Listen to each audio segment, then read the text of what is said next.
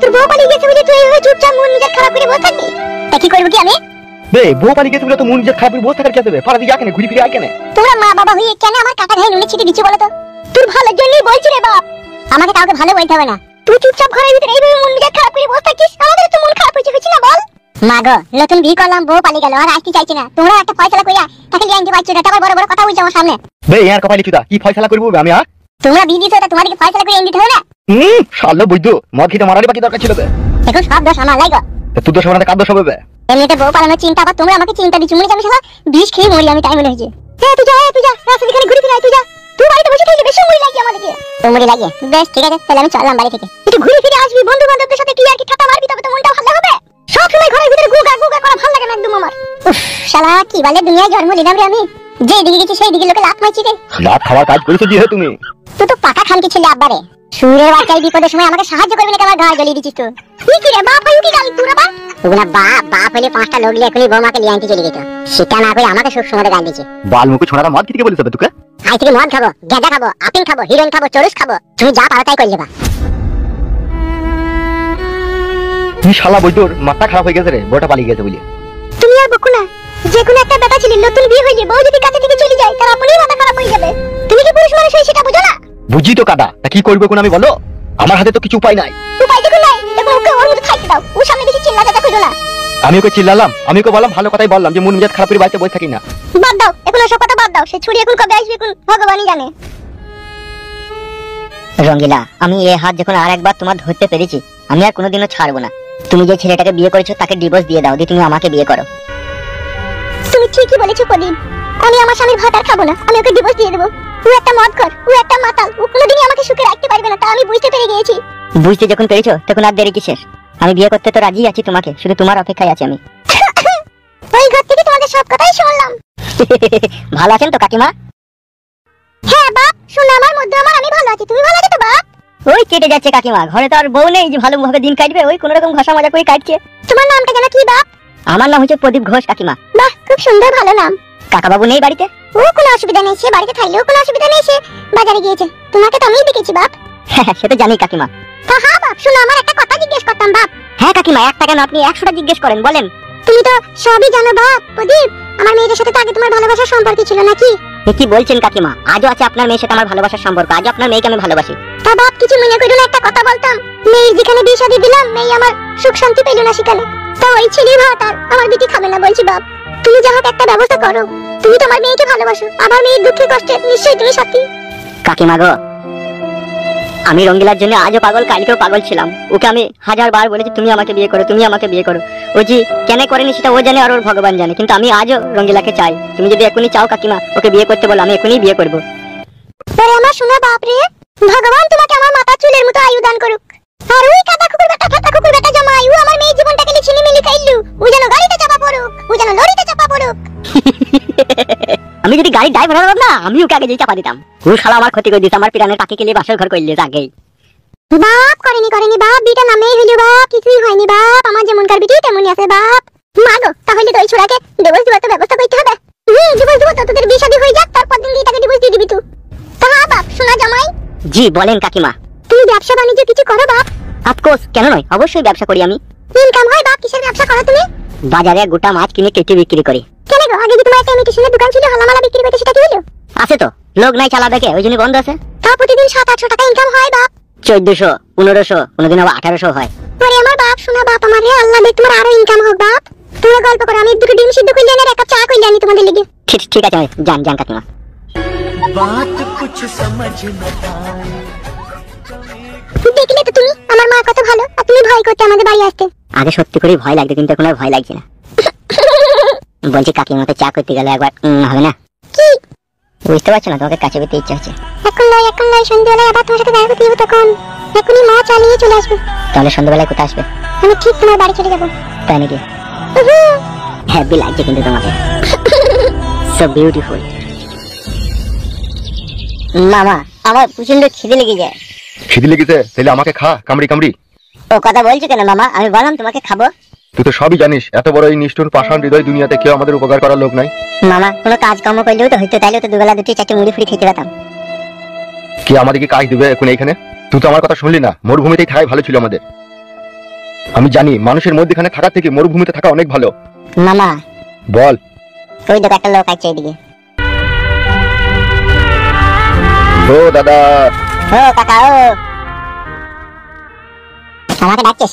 হ্যাঁ, কোথায় যাবা তুমি? কোথায় যাবো, এখানেই বাড়ি আমাদের। বলছি 10টা টাকা দাও না, আমার মামার আমি চামড়ি খাবো। ভাঙানি নাই রে। বাড়ি কোথায় তোদের? মরুভূমিতে। মরুভূমিতে বাড়ি? হ্যাঁ গো কাকা, দাও না, তোমার কাছে যদি 20 টাকা থাকে দাও না। 20 টাকা থাকলে কি দিতাম না বল? আমার দেখে মনে হচ্ছে তোমার মন মেজাজ খারাপ, তোমাকে পয়সা দিতাম না। তোমার কি হয়েছে গো? তোমার তো মন খারাপ। আমার মন ঠিকই তো বলিস গো মামা, ও তো চোখে জলে ছলছল করছে। কি হয়েছে কি গো তোমার? জিজ্ঞেস করো না, পায়ের তলা থেকে মাটি সরে যাবে। এসব কি কি বলছো? কি তুমি আমাদের থেকেও কি তুমি বেশি বিপদে পড়ে আছো? হুম, বুঝতে পারছি তোমার বাবা হয়তো মারা গেছে। না না, ওইটা নয়। তাহলে মনে হয় কাকার মা মারা গেছে। ওটাও নয়। তাহলে তোমার দাদা? দাদা নয়। তা কি এমন হয়েছে তোমার? চোখে লুয়ে ছলছল করছে। নতুন বিয়ে করেছিলাম, বউ পালিয়ে গেছে। কি? বউ পালিয়ে গেছে বলি কাঁদছো? বউটাই আমার জীবনের সবকিছু ছিল। বেরু ফেদা মুকু, বউ যদি তোর জীবনের সবকিছু হয় তাহলে এতক্ষণ বেঁচে আছিস কি করছিস? সুসাইড করগা। ফেদা কপালি ছোঁড়া, এমন ভাবে বলছি মনে হচ্ছে দুনিয়ায় সবকিছু হারিয়ে ফেলেছে। তাই না বটে? পালিয়ে এসো মামা, এসব ফালতু লোক। চ হাট।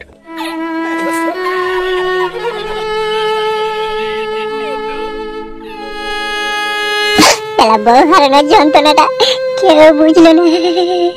না বুঝলো মা বাবা, না বুঝলো বউ, না বুঝলো শ্বশুর শাশুড়ি, না বুঝলো পাড়া প্রতিবেশী।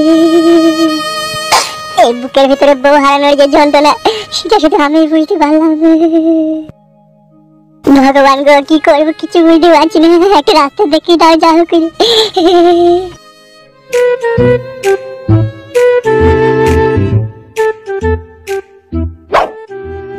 কই গো গিন্নি?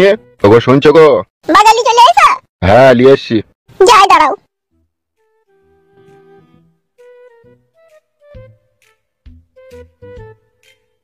এই দেখো গিন্নি, সব বাজালি চলে এসেছি। ওল এনেছো? হ্যাঁ হোল এনেছি তো। মেরে চালাচ্ছি দোল। এনেছি সব এনেছি, ওল হোল সবই এনেছি। মুখে ভাষা ভালো লাগে না তোমার। কেন, কি খারাপ বললাম আমি? ওল এনেছি তো। তারপর বাড়তি কথা আরেকটা কি যেন কি বললে? কি বললাম? কানে বেশি শোনো নাকি তুমি? পুরা মুকু। শুনো, তোমাকে একটা কথা বলছি। হ্যাঁ বলো। বলছি ওই ফুটে জামাই কাদা কুকুর বেটা, ফেদা কুকুর বেটা তোমার ভাত আর আমার বিটি খাবে না। তাহলে ঈদটা একটা ব্যবস্থা করতে হবে নাকি? ব্যবস্থা বলতে কি ব্যবস্থা করবো? বিটি আর ভাত আর বাড়ি যাবে না, জামাইরা আর ভাত খাবে না, তাহলে ব্যবস্থা করতে হবে না? সত্যি করি ও জামাইরা সংসার করবে না? না, হ্যাঁ না। তাহলে দেখো কি করবা। দেখা দেখি আবার কি আছে? ও একটা ছেলেকে ভালোবাসে, সেই ছেলেটাকে ও বিয়ে করবি, সেই ছেলেটা ওকে বিয়ে করতে রাজি হয়েছে। কে আছে ছেলেটা? সে আজকে সন্ধ্যাবেলা তোমাদের বাড়ি আসবে, তখন দেখবা। বুঝতে পেরেছো তো? টাকা পয়সা কিছু লাগবে না, ফ্রিতে বিয়ে হবে। ছেলেটা ভালো, দেখতে শুনতে হ্যান্ডসাম আছে। দেখো গিনি, দেখো যদি হয় তাহলে দিয়ে দেবো। বেশ ঠিক আছে, চুপচাপ থাকবে, কাউকে এসব কথা বলার দরকার নাই। বেশ বেশ গিনি, ঠিক আছে।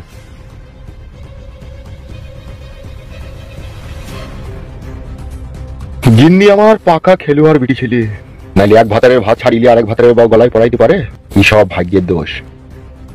তখন আমি কিছু ওদেরকে বলতে গেলে আমি ওদের কাছে হারামি বুদ্ধ হয়ে যাবো। যা ভাল লাগবে তাই করুক দি মা বিটিতে, কিছু বলারও নাই আমার, আর কিছু করারও নাই। মন আমার বুঝো না, এ দেহর মূল্য নাই, পুরি দিলে হইবে ছাই। কালো ধুঁ ছেড়ি যে যাবে, নদীর কূলে হইবে বাসর অন্তিম কালে।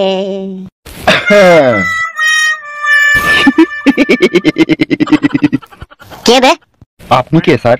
মাংমানি ফেদা কপালি ছুঁড়ে আমার ওই জায়গায় দাঁড়িয়ে আবার আমাকে ওই খেয়ে কে বে তো? নাম আমার মরুভূমি। শুয়ে বাচ্চাকে না ডান হাতে করে থারো করে একটা চড় মারবো। নাম কি বে তোর? বললাম তো মরুভূমি। ইয়া কি মাছিস? মরুভূমি আবার কারো নাম হয় লাগবে? এ দেহর মূল্য নাই, পুরি দিলে হইবে ছাই। কালো বায়ু ছাড়িয়া যাইবে, নদীর কূলে হইবে বাসর অন্তিম কালে। তুই তো আমার গানটাই গালি মনে হইলো। কে তুই? ও মামা। কি? কে মামা বে? আপনি মামা?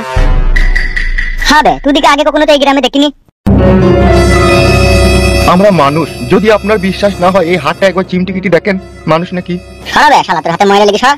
গায়ে ময়লা থাকলেও মানুষ। অভাবে পইরাজ গ্রামে গঞ্জে এক বছর ভাতের লেগে দৌড়ে বেড়াইছি। কেন বে, তোর বউ ছেলে নাই? তোর বাড়ি কোথা?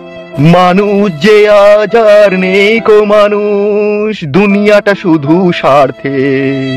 পরাজ ভাই বোন সংসার পরিজন সবাই তো নিজের নিজে। শুধু আমি আর আমার মামাই সাথে থেকে গেলাম। গুদমারানির ভাই, তোদের তো কথা বলার আটকাত তো খুব ভালো বে। পড়ালেখা কত দূর করেছিস? গুজে পাস। আর আমি হুবড়ি পড়ে গেছিলাম। তুই শালাদের মধ্যে একটা ট্যালেন্ট আছে, তোরা বহুত কিছু দুনিয়ায় করতে পারবি। সেই জন্যই তো মামাকে বললাম এই মরুভূমি ছেড়ে পাড়া গ্রামের দিকে চলো। হবে তা তোর গায়ে বস্ত্র কইবে? বস্তর পেটে দুটি খাবার নাই আর বস্তর। এখন যদি কেউ আমাকে এক বাসন ভাত খেতে দেয় না, তা সেই যদি হাগে তার গুটাও আমি ফেলে দিয়ে আসবো। এ দেহর মূল্য নাই, পুড়ি দিলে হইবে ছাই, কালো বায়ু ছাড়িয়া যাইবে, নদীর কূলে হইবে বাসর অন্তিম কালে। হমুন মোর বুঝো না, জন্ম হইলেই তাকে মরতেই হবে। কে চুপ তো ফাদামকু, তোরা আমাদের সাথে দুজনে থাকবি এই ক্লাবে? হ্যাঁ থাকবো। বলছি ভাত মুড়ি সব দেবো তো খেতে? সব দেবো বে, সব দেবো। থাকবি নাকি বল? মামা কি বলছে, থাকবা? হ্যাঁ তা থাকবো তো, বলছি তো। সত্যি করি তো? হ্যাঁ সত্যি করেই থাকবো। আমাদের তো কোথাও যাবার আর রাস্তা নাই, আমরা দুটি খেতে পেলে আর একটু শুতে পেলি আমার আনন্দ। ঠিক আছে, চ ক্লাবের ভিতরে চ, তোদের খাওয়া দাওয়ার ব্যবস্থা করছি। চ। কি ক্লাব কোথায় আছে আপনাদের? এই তোর বোকা চোদা, সাইনবোর্ড লাগানো আছে, এটাই তো ক্লাবের ভিতরে। চ।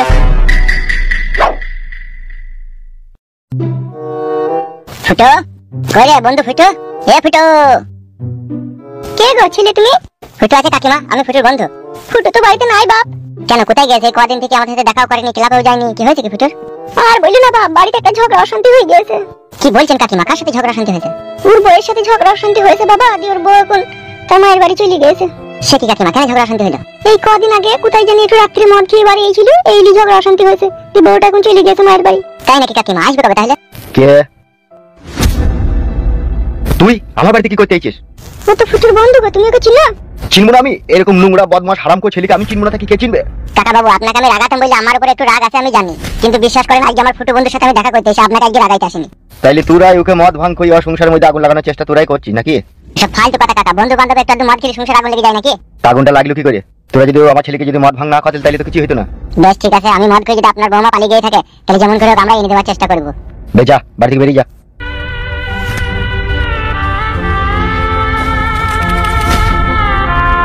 ঈদের মতো কিছু নোংরা জানোয়ারের বাচ্চাদের লেগে সংসারে অশান্তি ঝগড়া লাগে। ওই ছেলেটা নাকি যে তোমাকে রাগাইতো? হ্যাঁ এই সুদের বাচ্চাটাই। এই মদ ভাঙ খাইয়ে বাড়িতে ঝগড়া অশান্তি লাগি আজকে আমার ছেলের কপালে দুঃখ কষ্ট।